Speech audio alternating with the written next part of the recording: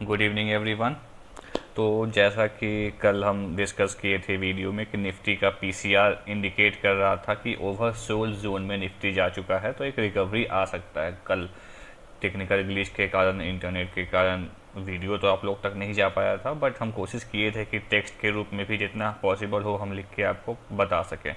ठीक है, आज भी मैं वीडियो रिकॉर्ड कर रहा हूँ, पता नहीं जा पाएगा नहीं जा पाएगा। अगर नहीं जा पाएगा तो भी मैं टेक्स्ट के रूप में जैसे कल दिया था वो आज भी आपको मैं दे दूंगा, लेकिन कोशिश तो रहेगी वीडियो जाए, इसलिए थोड़ा सा मैं पहले से ही प्रिपेयर्ड हूँ ताकि वीडियो थोड़ा छोटा बने और आराम से आप तक पहुँच सके। ठीक है, तो चलिए समझते हैं मार्केट। तो कल हम लोग को निफ्टी का पुट कॉल रेशियो इंडिकेट कर रहा था कि मार्केट ओवरसोल्ड जोन में जा चुका है निफ्टी। ठीक है, मतलब थोड़ा सा रिकवरी आने का उम्मीद था पुट कॉल रेशियो के अकॉर्डिंग। और आज देखिए पुट कॉल रेशियो निफ्टी का आज के एक्सपायरी का 21 का 1 दिखा रहा है। ठीक है, हम लोग अगले एक्सपायरी का भी देखेंगे 28 दिसंबर का, जो कि मंथली एक्सपायरी भी है। तो यहाँ पे पीसीआर आपको 1.03 दिखा रहा है, मतलब एक बुलिश सेंटीमेंट दिखा रहा है पीसीआर, मतलब मार्केट में पुट का पोजीशन ज़्यादा हैवी है। ठीक है, अभी के रूप में ज़्यादा हैवी नहीं है, लगभग बराबर कह सकते हैं, बट अब बियरिश जोन से बुलिश जोन की तरफ एक अच्छे सिचुएशन में आता हुआ दिख रहा है मार्केट निफ्टी। ठीक है, और यही आपको आज मार्केट में देखने को भी मिला। निफ्टी ओपन तो गैप डाउन में हुआ, लेकिन बहुत तेज़ी से एक शार्प रिकवरी दिखाया अप साइड में। और अप साइड में जो हमारा एक सप्लाई जोन हम लोग ड्रॉ किए हुए थे 21,280 से लेकर 21,300 तक का, वहाँ पे जाके निफ्टी क्लोजिंग दिया है। ठीक है, अब कल के डेट में अगर 21,300 के ऊपर निफ्टी जाता है तो अप साइड में एक सप्लाई जोन है 21,350 टेक्निकल लेवल पे। उसके ऊपर डेरिवेटिव पे एक रेजिस्टेंस है 21,400 का, फिर उसके बाद 21,480 से 21,500 का सप्लाई जोन है। डाउन साइड में 21,200 से लेकर 21,160 का डिमांड जोन है, उसके नीचे 21,100 का सपोर्ट है, उसके नीचे 21,000 का सपोर्ट है, और फिर उसके नीचे 21,930 से 20,930 से 20,900, उसके बाद 20,800, उसके बाद 20,700 तक का सपोर्ट है। ठीक है, ये था निफ्टी का सपोर्ट और रेजिस्टेंस डेरिवेटिव और टेक्निकल बेसिस दोनों पे। यहाँ पे स्ट्रैटेजी कैसे लगा सकते हैं हम लोग? अप साइड में 21,300 का सप्लाई जोन के पास निफ्टी रुका है, तो अगर कल के डेट में 21,300 के ऊपर निफ्टी चला जाता है, सस्टेन करता है, तो इमीडिएट सपोर्ट हो जाएगा 21,200। हम लोग इमीडिएट सपोर्ट पे काम नहीं करते हैं, तो उससे थोड़ा सा नीचे चले जाएंगे 21,200 पे। 200 का कॉल सेल और 21,100 का पुट, सॉरी 21,200 का पुट सेल और 21,100 का पुट यहाँ पे बाई किया जा सकता है, जैसा कि स्ट्रैटेजी आप यहाँ पे देख रहे हैं, मैं यहाँ पे ऑलरेडी लिख के रखा हूँ। ठीक है, 21,300 के ऊपर अगर सस्टेन करता है निफ्टी तो 21,200 का पुट सेल और 21,100 का पुट यहाँ पे बाई किया जा सकता है। ठीक है, अब डाउन साइड में 21,150 के नीचे अगर जाता है, ठीक है, डाउन साइड में 21,150 के नीचे जाता है तो एक डाउन साइड मोमेंटम आता है। ठीक है, तो यहाँ पे हम लोग डाउन साइड में 21,150 के नीचे अगर सस्टेन करता है तो इमीडिएट रेजिस्टेंस क्या हो जाएगा 21,200, तो हम लोग उस पर कुछ नहीं करेंगे, उससे ऊपर चले जाएंगे। 21,300 का कॉल सेल और 21,400 का कॉल यहाँ पे बाई किया जा सकता है, ताकि वहाँ पे रिस्क भी कम हो जाए और मार्जिन भी कम हो जाए। ठीक है, तो ये था निफ्टी का सपोर्ट रेजिस्टेंस डेरिवेटिव और टेक्निकल लेवल पे, और साथ में स्ट्रेटजी फॉर्मेशन। अब हम लोग बैंक निफ्टी की तरफ चलते हैं। बैंक निफ्टी में देखते हैं कि उसमें क्या चल रहा है। बैंक निफ्टी में भी डाउन साइड में गैप डाउन ओपन हुआ, वहाँ से फिर शार्प रिकवरी दिखाया, और ये भी हमारे सप्लाई जोन अप साइड में 47,930 के पास जाके क्लोज हुआ है बैंक निफ्टी। ठीक है, 47,930 को टच किया, उसके बाद 47,852 के पास आकर के बंद हुआ है बैंक निफ्टी। ठीक है, तो यहाँ पे हम लोग का स्ट्रैटेजी, यहाँ पे हम ऑलरेडी स्ट्रैटेजी लिख के रखे हैं, उससे पहले आपको हम सपोर्ट रेजिस्टेंस यहाँ बता दें बैंक निफ्टी में क्या चल रहा है। ठीक है, हाँ, तो बैंक निफ्टी में अप साइड में 48,000 का रेजिस्टेंस अब बचा है। 48,000 के ऊपर जाता है तो 48,200 का एक मेजर हर्डल है, मेजर रेजिस्टेंस है बैंक निफ्टी में।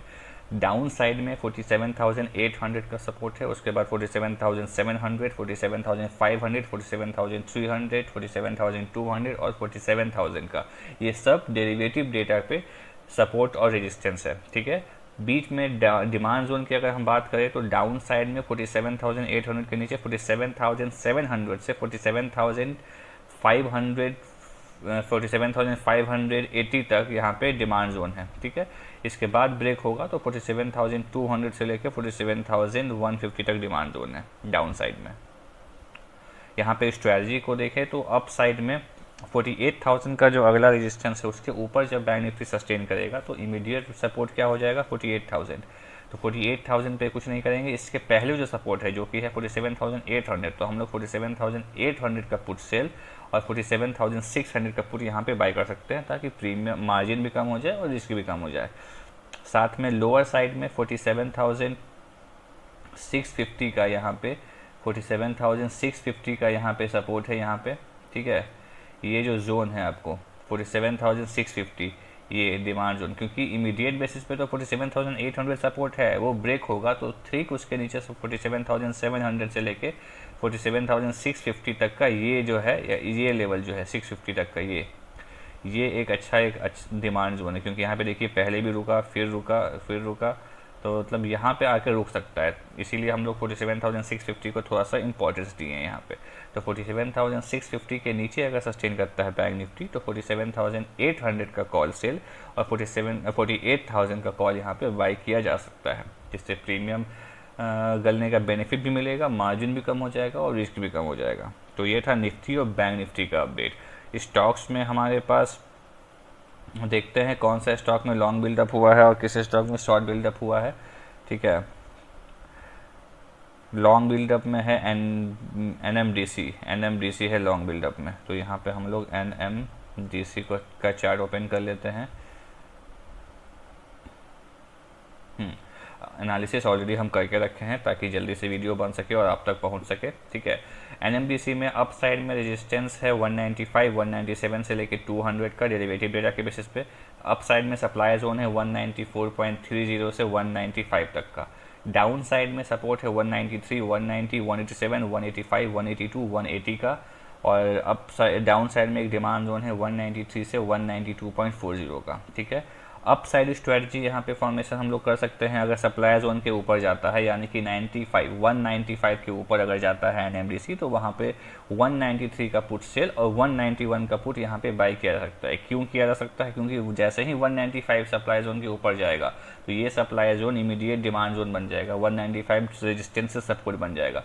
तो इमीडिएट रेजिस्टेंस इमीडिएट सपोर्ट पे कुछ नहीं करेंगे क्योंकि वो मार्केट के क्लोज है। वहाँ से अगला सपोर्ट नीचे की ओर चले जाएंगे तो वो है 193, तो 193 का पुट सेल और साथ में उसके नीचे 191 का, क्योंकि हम लोग मार्केट से 2 पॉइंट दूर है तो हम लोग 2 पॉइंट नीचे जा करके पुट बाय कर लेंगे, जिससे मार्जिन और रिस्क दोनों कम हो जाएगा।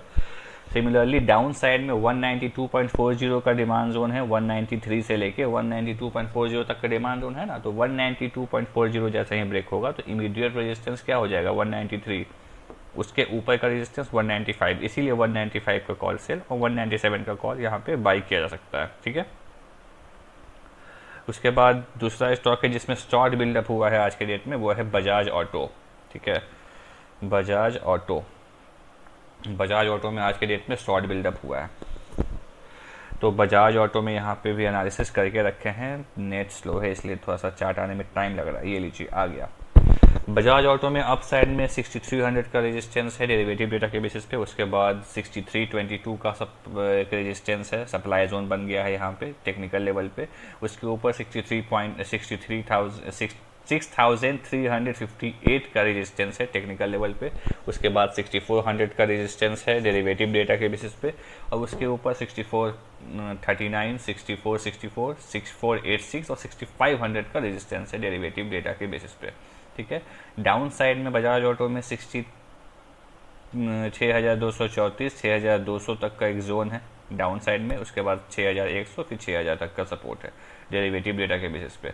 यहाँ पे स्ट्रैटेजी हम लोग अप्लाई कर सकते हैं अप साइड में 6322, ये जो जोन है सप्लाई जोन का अपर बैंड है 6322, इसके ऊपर अगर जाता है बजाज ऑटो तो यहाँ पे 6200 का पुट सेल और 6100 का पुट यहाँ पे बाय किया जा सकता है, क्योंकि इमीडिएट सपोर्ट तो 6300 बन जाएगा, लेकिन ये काफ़ी नज़दीक है शेयर प्राइस से, तो इससे नीचे का जो सपोर्ट है 6200, हम लोग उसका पुट अगर बेचेंगे तो मार्केट से दूर भी रहेंगे और सेफली हम लोग प्रीमियम गलने का बेनिफिट भी ले पाएंगे। डाउन साइड में 6200 का यहाँ पे डिमांड जोन है और इस डिमांड जोन का लोअर बैंड क्या है 6200। इसीलिए 6200 जैसे ही नीचे ब्रेक करेगा और सस्टेन करेगा तो वहाँ पे इमीडिएट रेजिस्टेंस हो जाएगा 6200। इमीडिएट पे कुछ नहीं करेंगे, उसके ऊपर आ जाएंगे 6300 पे। 6300 का कॉल सेल और 6400 का कॉल यहाँ पे बाई किया जा सकता है। ठीक है, तो इस तरीके से हम लोग स्ट्रेटजी फॉर्मेशन कर सकते हैं किसी भी स्टॉक में, डिमांड जोन सप्लाई जोन को फाइंड आउट करके। और demand zone supply zone find out करेंगे मल्टीपल फैक्टर से, डेरिवेटिव का डेटा, टेक्निकल लेवल, ये सभी को मिलाएंगे, तभी आपको सही डिमांड जोन और सप्लाई जोन देखने को मिलेगा। तो ये था निफ्टी बैंक निफ्टी का एनालिसिस और साथ में 2 स्टॉक का एनालिसिस और स्ट्रेटजी फॉर्मेशन। अब इसको आप खुद से चार्ट पे अप्लाई कीजिएगा, प्रैक्टिस कीजिएगा और फिर अपने अकॉर्डिंग आप समझ करके काम कर सकते हैं। Thank you.